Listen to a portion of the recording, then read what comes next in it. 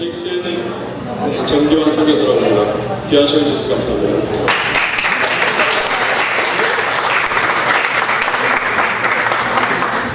오늘 여러분들과 함께 선교 그리고 미디어, 그래서 미디어를 통해서 어떻게 선교할 수 있는지 하고 있는 것들에 대해서 좀 더 나누도록 하겠습니다. 저는 정기환이고요. 제가 플랜트 디자이너로 근무하다가 사역자로 헌신할 무렵에 이제는 나에게 있어서 엔지니어로서의 모든 것들은 이제 지나가는 것이다 라고 생각을 했는데, 하나님께서 목회와 그리고 디아스포라 디렉터 그리고 KCN 사역을 하면서 엔지니어로서의 감각을 미디어 사역하면서 다시 재활용하시는 이런 것들을 경험합니다. 참 하나님께 감사하고요. 제가 목회를 하는 동안 저 사역의 목회 사역의 기본적인 깔려있는 기초는 만인 제사장이었습니다. 그래서 모든 그리스도인들은 하나님께서 택하신 왕같은 제사장들이다 라고 하는 이런 생각들을 가지고 사역을 했었습니다. 특별히 구약에서는 제사장이 중간적인 존재지만, 그러나 이제는 신약을 사는 우리들한테 있어서는 중간에 제사장적인 역할들을 하는 어떤 다른 특별한 존재들이 필요하지 않다. 모든 그리스도인들이 하나님께 직접 나아갈 수 있는 이런 것들이 제 사역에 있어서 중요한 원리였었는데요. 선교 사역을 하면서 모든 그리스도인들이 하나님과 직접적으로 말씀도 깨닫고 기도도 하고 또 사역도 할 수 있는, 이것은 절반이라고 하면 나머지 절반이 있다. 제사장이 하나님과 하나님의 백성 사이를 연결하는 역할들을 하는 것이라면, 오늘도 이 왕같은 제사장으로서의 삶을 살아갈 때 우리가 하나님과 직접적인 소통을 할 수 있다는 것은 절반에 해당되는 것이고, 이제는 우리가 중간적인 존재로서 하나님과 그 어떤 사람들을 연결해 내어야 하는 역할들이 모든 그리스도인들에게, 또 사역자들에게, 특별히 선교사들에게 있다. 세상의 소금, 세상의 빛, 또 다리 놓는 사람들, 또 세상의 목회자로서의 삶을 우리가 살아가는, 그리스도의 하나님 나라의 대사로서 이 세상을 살아가는 역할들이 이제는 제사장의 중요한 책무다. 또 선교사들의 중요한 책무다. 중간적인 역할들을 감당하는 것. 미디어 사역을 하면서 미디어가 무엇인가 국어사전에 보니까 어떤 작용을 한쪽에서 다른 쪽으로 전달하는 역할을 하는 것, 이런 것들을 미디어라고 국어사전에서는 정의하더라고요. 편지라든지 출판물이라든지 전화라든지 라디오라든지 텔레비전, 이런 것들은 둘 사이를 연결해주는, 한쪽의 생각과 마음, 이런 것들을 한쪽으로 연결해주는 이런 중간적인 기능을 갖고 있다. 또 최근에 쓰고 있는 카카오톡이나 유튜브나 페이스북 같은 경우는 한쪽에서 한쪽으로 주는 게 아니라 양방향으로 소통할 수 있는 그런 강력한 툴이다라는 것은 이미 여러분들께서 느끼고 계시리라 생각합니다. 그렇기 때문에 제사장 중간적인 역할들을, 세상의 빛, 다리 놓는 사람들, 그리스도의 대사로 이 세상을 살아가는 것과 그 역할들을 감당하는 미디어라고 하는 것은 사실은 시너지가 있는 것이다.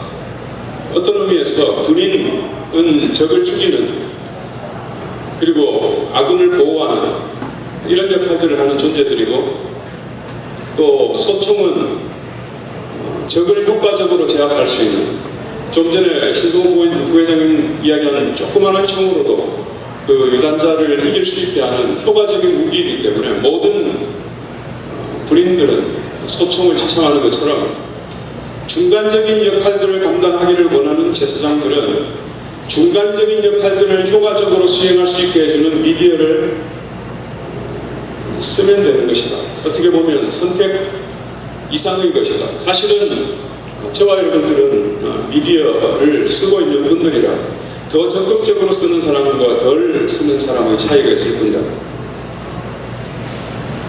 이것은 하나님께서 미디어의 아주 유능한 미디어 사역자다라고 저는 그렇게 이해를 합니다. 하나님께서 세상을 만드시고는 하나님의 능력과 신성이 그 창조를 통해서 잘 드러나게 하신, 하나님께서 당신의 어떤 것들을 직접적으로 시비하시기도 하지만 사람들로 하여금 이 미디어인 피조물을 보면 하나님이 느껴지도록 보여지도록 그렇게 계획하신, 하나님께서 각 사람들에게 직접 말씀하실 수도 있지만 그러나 질상들을 통해서 여러 가지 모양과 여러 가지 여러 부분과 여러 모양으로 하나님께서 말씀하시고 메신저들을 활용하시는 하나님의 전략도 그렇고요. 예수 그리스도를 이끌어서 본체의 형상이다라고 말하는데 representation이다, exact representation이다, 이렇게 성경을 쓰고 있더라고요. 예수 그리스도를 보면 하나님 그 자신이 완벽하게 보이는, 미디어라고 표현하는 것은 경망스러운 표현이기 때문에 그렇습니다만 접어놓고 생각하면 예수 그리스도는 하나님의 미디어다. 성경 역시도 마찬가지고요. 그리스도인들을 그리스도의 편지다라고 말하는 것도 하나님께서는 미디어라고 하는 이 컨셉을 따라서 창조부터 지금까지 사역해 오시고 이 세상 가운데서 하나님의 나라를 세워갈 때에도 그런 관점에서도 이해할 수 있다. 바울 같은 경우에는 서신서를 많이 보냈지만 가든지 보내든지 이것은 선교 동문의 부호이기 이전에 사실은 중요한 선교 전략이다라고 할 수 있습니다. 바울은 갈 수 있으면 가서 선교하고 감옥에 있든지 멀었든지 못 가는 형편일 때는 미디어를 활용해서 그 미디어를 보내서 그 사역들을 맞이했던 것을 우리는 보게 됩니다. 만일 이 시대에 바울의 이 편지들이 없다면 또 더 확장해서 지금 이 시대에 성경이 없다면 지금의 기독교는 사실은 존재할 수 있을까라고 생각하고 존재하더라도 얼마나 많은 이단들이 존재할까, 아니면 이단을 규정조차 하기 어려울지도 모릅니다. 하나님께서는 미디어를 통해서 그들을 하나님 나라의 교회를 이렇게 세워오셨다. 종교개혁 역시도 가능할 수 있었던 것은 독일어 성경 번역이 있었기 때문에 그것을 읽고서 사람들이 이게 하나님의 뜻이구나 라고 하는 것을 깨달을 수 있었기 때문에 교황청의 권위의 선포들에 대해서 저거는 성경 말씀하고 다르다라고 느끼는 수많은 제후들과 기독교인들이 루터의 편을 들었기 때문에 세력으로 형성되고 무브먼트로 발전하고 30년 동안이나 전쟁할 수 있는, 로만 카톨릭을 대항할 수 있는 이런 동조자를 얻을 수 있었을 것입니다. 한국 초대교회 역시도 선교사가 들어오기 전에 존 로스 성경이라도 존 로스가 번역한 성경이 사실은 벌써 한국에 들어왔다라고 말하고, 그래서 추수해야 되는 씨 뿌려야 될 때 추수하는 이 현상들이 한국 교회에 있었다고 언더우드 선교사는 본국에 보고했다고 그러지 않습니까? 미디어를 통해서 한국 교회는 어떻게 보면 작동되기 시작했다라고도 말할 수 있을 겁니다. 토마스 선교사님 역시도 그가 남겨놓은 그 성경 파편들이 어떤 사람들의 심령을 변화시키는 것, 저와 여러분들은 이미 미디어 사용자들이고 그렇기 때문에 이 미디어 사역, 이것은 오늘 우리의 사역 현장에 채택할 것인가 말 것인가의 문제가 아니라 안 할 이유가 없는 것이고 사실은 해야 되는 것이다. 선배님들 뵈니까 목이 바짝바짝 타는 것 같습니다.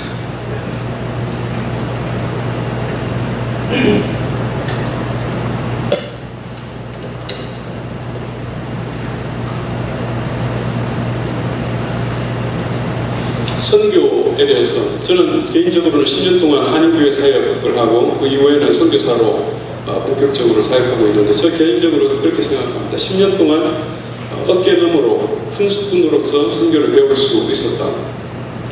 그것이 한편으로는 무책임하다라고도 할 수 있지만 한편으로는 조금 더 객관적으로 선교를 볼 수 있는 특별한 기회가 이렇게 주어졌었다는 생각을 참 감사합니다. 선교에 대해서 제가 이렇게 생각하면 선교는 우리를 넘어서 그 사람들을 사랑하는 것이다. 우리 내부적으로 사랑하는 것, 이런 것들은 사실은 바벨의 스피릿과 많이 닮아 있다면 우리를 넘어 있는 어떤 존재들에게 관심을 기울이고 사랑하는 것이 선교다. 그 대표적으로 예수 그리스도께서 오신 것, 이거 자체가 삼위일체의 한 분이 이 세상에 오신 것도, 삼위 하나님 세 분이 하늘에서 알콩달콩 너무나 좋고 좋은 그분들만으로 충분히 만족할 수 있는 상태에서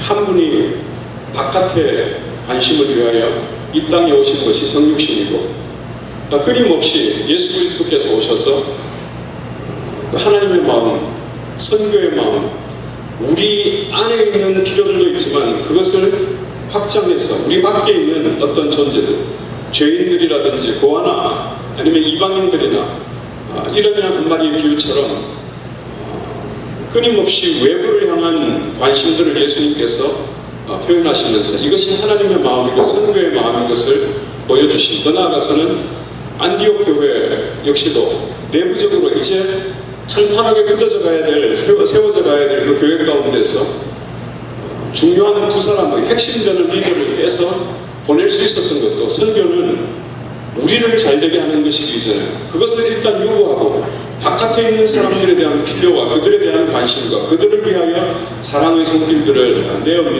내어놓는 리더리라. 안디옥 교회도 그런 의미에서 중요한 선교적인 모델이기 때문에 그렇게 했더니 안디옥 교회는 내부적인 지도력이 약화됨으로 인해서 점점 소멸되어가는 과정을 걷는 것이 아니고 나중에 7개 중요한 기독교의 그 중심점 가운데서 그 가운데 하나가 안디옥이 될 수 있을 만큼 초대교회 그 전체를 커버할 수 있을 만한 그런 세력으로 세워지게 된 하나님 나라를 표현하고 있었다라고도 알 것입니다. 한국교회의 미디어 사용은 선교적인가? 한국교회만큼 또 미디어에 돈을 많이 들이는 그런 교회도 또 많지 않으리라 생각합니다. 마이크가 비싼 마이크고, 스피커가 비싼 마이크고, 카메라가 비싼 카메라고, 그런데도 불구하고 제가 미디어 사역자로서 관찰해 보는 걸로는 미디어 자체가 내부적인 용도로만 활용이 되고 있다. 목사님의 목소리를 깨끗하게 더 영적으로 들려주는 역할들을 하기 위해서 미디어는 사용되고 있고, 목사님의 얼굴을 좀 더 분명하게 보여주는 역할들, 아니면 조금 더 확장해서 우리 애들이 나가서 얼마나 선교지에서 우리 애들 어떻게 했는지를 보기 위해서, 우리 자신을 위해서 미디어를 거기까지 보내서 하는 것입니다. 그러나 선교는 우리를 넘는 사람이다 라고 표현할 때 이런 한국교회 미디어 사용에 대해서 아쉬움이 있습니다. 미디어를, 이 선교를 생각하면서 선교에 있어서 중요한 방향성에 대해서 저는 생각합니다. 선교는 강한 나라에서, 돈 많은 나라에서 약한 나라, 가난한 나라로 선교하는 것이 제국주의 시대 이후에, 17세기 이후에 하나의 중요한 흐름과 패턴이 되었지만 그것은 하나의 해프닝이라고, 저는 일시적인 현상이라고 생각합니다. 왜냐하면 초대교회의 선교는 강한 나라에서 약한 나라로 가는 선교, 약한 나라에서 강한 나라로 가는 선교, 구약으로 가더라도 구약의 대표적인 선교사라고 할 수 있는 요나 같은 경우에도 아수르에 가서, 니느웨에 가서 복음을 전했지만 사실은 그가 속한 나라는 그 변방, 요즘 같으면 뭐 방글라데시나 르완다나 이런 나라에 불과했을 이스라엘에서 온 어떤 작은 존재에 불과했음에도 불구하고 하나님께서는 약한 나라에서 강한 나라로 보내는 그러한 선교의 패턴들을 구약에서 또 신약에서 또 초대교회에서 이루어왔다고 믿습니다. 예수님 역시도 강한 나라에서 약한 나라로 오는 그러한 사역을 하셨지만, 그러나 12영 더 되는 천사를 동원할 수 있는 그 권세가 있음에도 불구하고 마치 약한 나라에서 강한 나라로 온 것처럼 그런 것들을 쓰지 않으시고 십자가로 그 사역들을 완성해 가십니다. 이것이 하나님 나라의 전개 방식이다, 선교의 방향성이다 라고 한다면 오늘날 한국교회의 선교에 있어서도 한국교회가 부강했기 때문에, 돈이 부자가 됐기 때문에 선교하게 된 것도 일면 우리가 인정할 수밖에 없지만, 그러나 그 와중에서 가장 선교의 핵심적인 그런 요소들을 우리가 놓치고 사는 게 아닌가. 예수 그리스도께서 십자가의 정신을 통해서 선교하셨던 그 패턴들을 우리는 제국주의적인 선교 패턴 때문에 그것들을 다 잃어버리고 사는 것 아닌가. 미디어 선교 역시도 저는 그런 부분이 있을 수 있다고 생각합니다. 그러는 가운데서 미디어 선교를 시작할 때부터 애써서 한 가지를 기억하려고 하는데, 미디어 사역은 돈이 들지 않는다. 왜 돈이 들지 않겠습니까마는, 돈이 있어야 미디어를 쓸 수 있다면 기존의 기독교 방송단체들이 그랬던 것처럼 돈 있는 사람들을 카메라 앞에 세워주고 그 돈을 가지고 방송이 운영되는 이런 패턴이라면 결국은 가진 자들의 논리를 따라서 움직여지는 세상과 다를 바가 없다. 돈이 안 들면 가장 핵심적이고 본질적인, 비록 품질은 떨어진다 할지라도 그 정신을 구현해 나갈 수 있을 텐데, 선교지에서도 돈이 많이 들고 장비가 좋아야지 할 수 있는 선교라면 그 선교는 미국 사람만이 할 수 있고 필리핀 같으면 한국 사람만이 할 수 있다. 그러나 돈이 들지 않는다면 그 사역을 통해서 오히려 힘의 논리를 극복할 수 있을 뿐만 아니라 내가 할 수 있는 것처럼 너도 할 수 있다고 그렇게 가르칠 수 있겠다 싶었습니다. 선교는 엄청난 다양성의 조합이 있다 생각합니다. 시대가 달라지면 선교의 패턴도 달라질 수 있고, 선교지가 달라지면 또 선교의 패턴들도 달라질 수 있고 달라져야 한다고 생각합니다. 또 선교 사역에 하나님께 주신 은사들도 다 다양하기 때문에 다양한 선교지, 다양한 선교사, 다양한 선교의 시대가 세 가지가 조합이 되면 엄청난 다양성이 나타나야 되는데, 한국교회 선교 패턴을 이렇게 하면 몇 가지로 좁아져 가는 것은, 한국교회가 단일화된 다양성이 없는 공동체이기 때문에 그런 것이 아닌가 생각합니다. 이 후원교회를 만족시키기 위한 그 코드를 맞추다 보면 한국교회가 비슷한 만큼이나 여기에서 적용할 수 있는 선교 패턴 역시도 단순해집니다. 그러나 거꾸로 선교는 우리를 넘는 사랑이다. 저들을 어떻게 사랑할 것인가, 저들이 누구이고 어떤 필요가 있고 하나님께서 저들을 향한 어떤 계획을 갖고 있고 저들의 그러한 것들에 대해서 우리가 초점을 맞추면 수도 없이 다양하게 존재하는 그들의 필요들을 우리는 발견할 수 있고, 그 발견되는 다양한 선교지의 필요, 그리고 하나님께서 이 시대 그 사람들을 향한 그 요구에 대하여, 기대에 대하여 우리는 훨씬 더 창의적인 선교 패턴들로 수없이 만들어갈 수 있다고 믿습니다. 그런 가운데서 어떤 분은 우리 목회자를 영적 트레이드, 유통업, 영적 유통업이라고 그 자신을 소개를 하더라고요. 장경철 목사님들. 이 유통업, 트레이딩 하는 거는 그런 거지 않습니까? 그들의 필요를, 이 사람들한테 있는 칫솔이 필요한가? 그 필요를 정말로 그것이 필요하다 싶으면 그 칫솔을 싸게 팔 수 있는, 만들어서 팔고 있는 이런 사람들을 잘 수소문해가지고 그 자원들을 필요한 사람들한테 갖다 줌으로 인해서 필요한 사람들에게도 이익을 주고 만든 사람들에게도 이익을 주면 그 사이에서 유통하는 사람에게도 보람과 이익을 주는 이런 것들이 유통업이라면, 오늘도 우리는 영적인 또 지식의 유통업자로서 우리가 감당해야 될 그 사람들에 대해서 좀 더 니들을 파악해야 될 필요가 있고, 우리 것을 주려고 우리가 자체가 이 공장을 만드는 이 수고 대신에 누가 이 일의 전문가인지 잘 찾아봐서 그 사람 것을 이 사람에게 전달함으로 하는 것만 해도 엄청난 이분들에게 유익을 줄 수 있음, 이런 것들이 미디어 사역에 있어서 큰 도움을 줄 수 있는 영역이라서 저희는 코리안 크리스천 네트워크로 시작했습니다. 2008년도에 구레네 신문처럼 저 계획해서 됐던 것은 아니고 함께 어게인 107 기도하는 그런 무리 가운데 한 분이 하나님께서 말씀하셨다고 라디오 사역을 시작하라고 했다고 시작했는데 같은 기도 멤버 가운데서 저는 목회하고 있는 시점이었기 때문에 시간도 없었지만 요즘 시대에 누가 라디오 듣나 뭐 그런 생각이 들어서 근데 그분이 3개월 지나서 어쩔 수 없이 이렇게 문을 닫게 되는 그런 상황에서 동료의 어려움을 이제는 장난치고 있을 수만은 없어서 일단은 내가 목회 끝나는 동안 어떻게든 한번 해보겠다고 그러면서 시작했던 것이 미디어 사역이었습니다. 한인방송으로 시작했고요. 한인방송을 한 1년 정도 하니까 하나님께서 마음에 엄청난 가능성들을 깨닫게 하실 뿐만 아니라 3가지 비전을 주셨는데 첫 번째는 필리핀 OFW가 1000만 명, 1200만 명이 나가 있는데 이들을 위해서 여기 있으면서도 방송할 수 있지 않는가 하는 이런 생각 한 가지. 두 번째는 제가 목회를 하면서 필리핀 네그로스 섬에 한 20개 정도의 교회를 개척했는데, 스승명교회가 교회를 개척했는데 그 교회들의 필요가 리더십,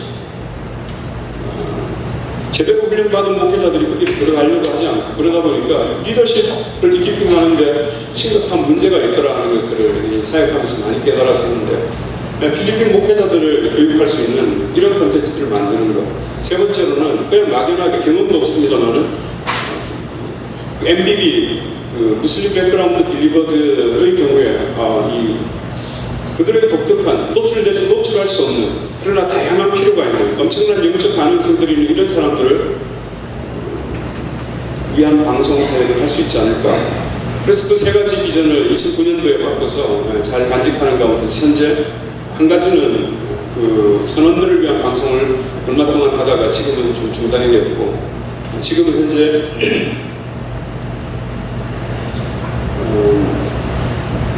필리핀 교육방송 쪽하고 그리고 필리핀 교회를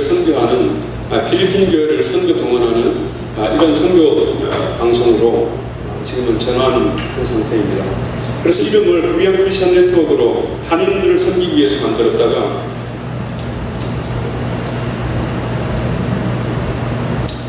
같은 케이스의 이름을 쓰려고 깔라얀 커뮤니케이션, 깔라얀이 리버티, 프리덤 뭐 이런 뜻이라고 저는 다갈록을 못하는데 억지로 하여튼 찾아가지고 붙인 이름, 하여튼 필리핀 사역 쪽으로 전환을 했습니다. 저희들이 하고 있는 필리핀 사역들은 크게 2가지 영역인데요. 첫 번째는 필리핀 처치 리더십 인핸스먼트 프로그램과 필리핀 미션스 모빌리제이션 프로그램 2가지를 PMA와 함께 진행하고 있습니다. 필리핀 교회를 왜 선교 동원해야 되는가? 사실은 저는 믿기로는 필리핀 교회는 선교의 대상인 때는 많이 지나고 있다라고 있습니다. 여전히 필리핀에 선교해야 되는 영역들이 많이 있지만 그러나 필리핀 교회는 이미 선교의 주체가 리시빙 칸츄리가 아니라 리시빙 처치가 아니라 샌딩 처치라고 믿습니다. 숫자적으로도 한국 교회가 800만이 안 되죠? 700만 더 될까요? 하여튼 필리핀 교회가 공식적으로 10.4%라고 PCS에서 이야기를 하더라고요. 인구 1억 잡으면 1000만이 넘더니 한국보다 교회 숫자만, 크리스찬 숫자만 해도 훨씬 많고 옛날 같으면 목회자들 세미나 같은 거 컨퍼런스 하면 돈 줘야지 오는데 저희들이 필리핀 목회자들 컨퍼런스를 이렇게 미션 컨퍼런스 찍으러 가면 갔더니 저는 이제 비디오 찍으러 갔는데 2박 3일 등록비가 3,000페소예요. 필리핀 목회자들이 다 내야 되는. 근데 저는 3,000페소가 없더라고요. 그래가지고 주최 측에 나 비디오 찍으러 왔으니까 이 3,000페소 좀 까달라고. 필리핀 교회에서는 지금 CCF를 출석하고 있는데요. 뭐 CCF는 극단적으로 뭐잘 사는 사람들이 많이 모이는 교회에서 그렇기도 하지만 필리핀 교회의 경제적인 수준도 이전에 비해 가지고 전혀 다른. 심지어는 바야타스에 제가 계속해서 다니는데 바야타스에 있는 목회자들이 이런 여행 다니는 거 페이스북 이렇게 올리는 거 보면 나 정도 씀씀이까지는 안 돼도 하여튼 선교적인 잠재력이 너무나 많은 숫자적으로도 그렇고 경제적으로도 클 뿐만 아니라 사실은 저는 이제 19년 차인데요. 이제 간신히 영어로 조금 어떻게 떠벅떠벅 합니다만은 따갈록은 영원히 난자라서 이름을 후안으로 필리핀식으로 이름을 지어갖고 좀 명피할 20년은 가까이 있어도 이 나라 말이 안 되는데 필리핀 사람들은 6개월만 가 있어도 상당히 엄청난 선교적인 플렉스빌리티가 있는 이 사람들이고요. 1200만 OFW가 나가 있는데 그 중에 10% 잡으면 120만 명이 개신교인이고 개신교인들 가운데서 다시 10% 정도만 헌신했다고 해도 12만 명이지 않습니까? 그 사람들을 정말로 선교적인 이 길이까지 시킬 수 있는 이런 역할들이 어떤 의미에서 우리 한인 크리스찬 이 한인 선교사님들의 역할이라고 합니다. 재밌는 것은 그 웩이라고 하는 선교단체가 있지 않습니까? 필리핀에는 한 분도 웩 선교사가 없었습니다. 왜냐하면 그분들은 선교 그 프론티어 라인으로 늘 다니는 선교이기 때문에 그렇습니다. 몇 년 전부터 한 5, 6년, 6, 7년 된 것 같습니다. 웩 선교사들이 필리핀으로 오기 시작했고 지금은 5가정인가가 서양 선교사들을 포함해갖고 웩 선교사가 5가정이나 필리핀에서 사역하고 있습니다. 이유는 단 한 가지입니다. 필리핀을 재복음해야겠다가 아니고 필리핀이야말로 자기네들이 이전에 다녔던 그 선교의 일선으로 보낼 수 있는 최적의 사람들이 필리핀 사람들이라고 그분들을 믿기 때문에 웩 선교회가 이쪽에 와서 그 사람들을 훈련시켜서 필리핀에서 세계로 보내려고 하는 것입니다. 저희들은 그런 차원에서 미디어로 할 수 있는 일이 뭘까? 필리핀 교회의 어떤 선교적인 선교에 대한 생각을 바꿀 수 있는 이런 콘텐츠들을 만들어보자. 이것은 그 서던 바티스트 미션 컨퍼런스 2박 3일짜리 가가지고 찍고요. 이거는 아시아 미션 어소시에이션 조동진 박사님이 아시아에 있는 모든 그 나라별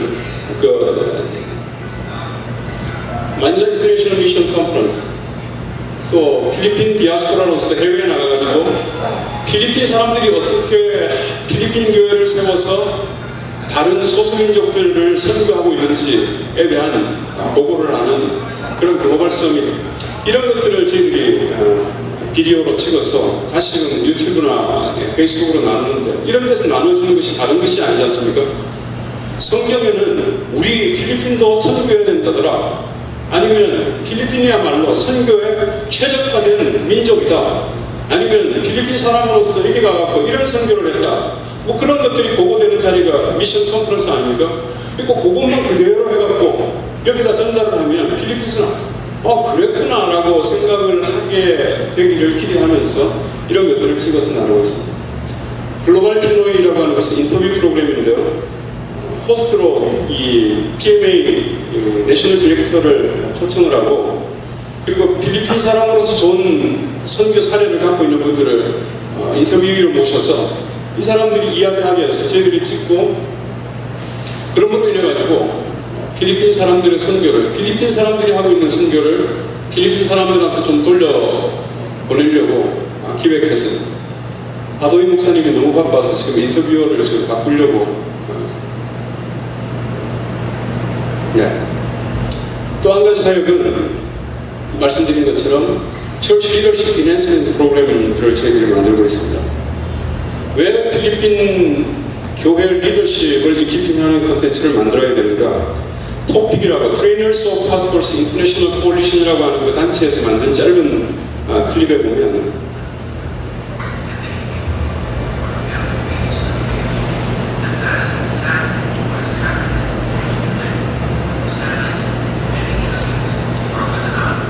교회 목회자들이 없고 목회자들이 있어도 85%의 목회자들이 제대로 된 훈련을 받고 있지 못하다. 세계적으로. 그럼 필리핀 교회는 어떤가 하고 필리핀 교회에 물어봤습니다. 필리핀 교회가 이야기하기를 PCEC가 말하기를 80%의 목회자들이 제대로 된 신학 교육을 바꿔서 사역하는 것이 아니다. 이것에 대해서 필리핀 교회는 지난 30년 동안 양적으로 2배나 부흥했거든요. 필리핀 교회를 계속 통계 작업하고 있는 필리핀 챌린지에 물어봤어. 내가 조사한 바로는 필리핀 교회가 엄청난 양적인 증가가 일어났는데 2배나 부흥했다고 그렇게 이야기를 하는데, 필리핀 챌린지에서 갖고 있는 통계는 그냥 그랬더니 그 데이비드 화이트 목사님이 그러시는 more than double이라고 이야기를 하더라고요. 근데 이 양적인 가파른 상승세에 미치지 못하는 리더십, 이키핑의 문제가 필리핀의 실제적인 문제라는 것입니다. 이 갭은 머지않아서 필리핀 교회가 후실화되고 그리고 이단들을 넘어가고 붕괴되는 이런 일들의 예비 지표로 볼 수도 있다. 저희들은 할 수 있는 것이 미디어밖에 없으니까 제대로 된 이분들에게 도움이 되는 이런 세미나 현장이라든지 강의 현장이라든지 이런 데 카메라 들고 들어가서, 그래서 아폴로스 프로젝트라고 해서 필리핀 로이 베르조사라고 하는 유명한 목사님이 강의하는 건데요. 성경 해석학, 성경 주해, 설교학이라든지 이것은 저희들이 제작한 것이 아니고 필리핀 챌린지에서 나사렛과 함께 제작한 BC, 바이애니언 철치 플랜팅 무브먼트, 또 이거는 저희들이 제작한 건데 Walk Through the Bible, 성경을 짧은 1시간 반 안에 개요를 잡을 수 있도록 해주는 거. Training for Trainers, 이런 ATS와 함께 조이 네트워크 1터에서 어떤 영성으로 살아가야 되는데, Servant Leader, 펀드레이징을 어떻게 하고 어떻게 하면 SNS를 통해서 기독교사를 특별히 펀드레이징을 할 수 있는지, Complete, 이건 ATS에서 한 Continuing Studies 내용인데요.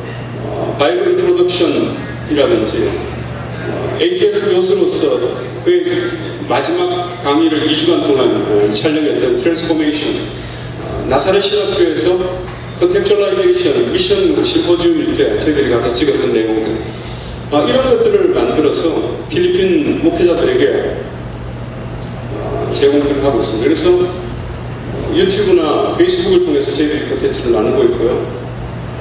그런데 이걸로는 부족하다. 좋은 것들을 올려놓는다고 해서 사람들이 많이 보는 것은 아니더라.